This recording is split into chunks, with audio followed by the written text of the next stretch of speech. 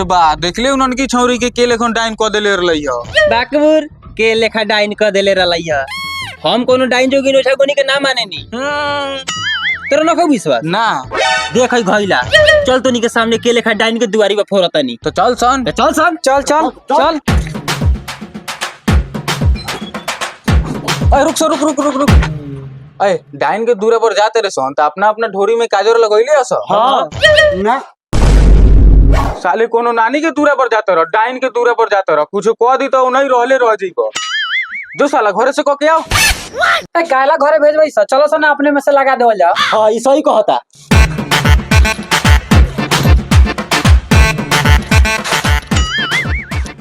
चल अब कोनो कुछ ना करता हूँ चलो सर।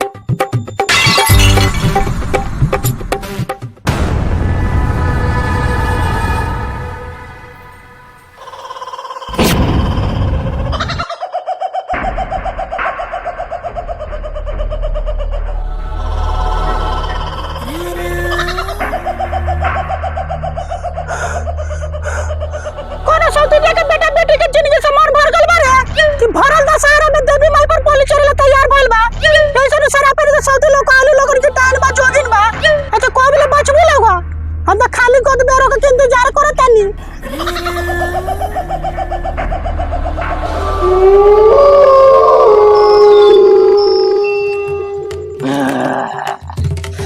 गवना गनी बिछावना कहीं ना कैसे नथी हटाई दियो रे का कही मोरा सैया के खेला राते पेनी में छेनी सटाई दियो। मार मुदो के रे पर्वतिया ई हो जाई की गाय कार होई रे खाते हो जाजी मंत्र पराओ तो तुम जाए दे केहू एकरा दे पर से चुरन उतर जाए के चाही का उतरी कैसे ना उठाओ घूंघट चांद देखली। बाबा एकरा दे पर से जतई की ना जतई जतई कहे ना भले दीदी बात का बा बाकी जाई चलू। अब बस कर ये पगली रहे दे जब लगावे तू लिपस्टिक हिलेला मोतिहारी डिस्ट्रिक्ट केसरिया में टॉप लागेलू कमरिया कमरिया कमरिया करेला पालप लॉलीपॉप लागेलू। बनल बा बॉडी खेलो कबड्डी राजा नहीं चाहिए गोडी 10 ना 20 ना 1000 लीजिए अब पार्ले जी खिया के मजा मार लीजिए। ले ठीक हो गलो जा बाबा ई तो ठीक हो गेल लेकिन हमरा झिझिया के ठीक करू काहे कि हमरा डाइन छेनी पर तनको विश्वास नहीं खे। ए ओसे हमरा लार के बस पा तोहनी के डाइन छरी पर भरोसा नहीं के विश्वास नहीं के हमरा तो बानू ना बाबा जब तक हमनी के झिझिया के ना बानम तब तक हमनी के ना जाए।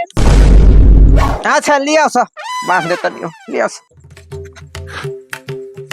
ओ डाइनी लाल लिपस्टिक लगा के जब तू सस्ती है मैं कसम बड़ी बवाले लगती है।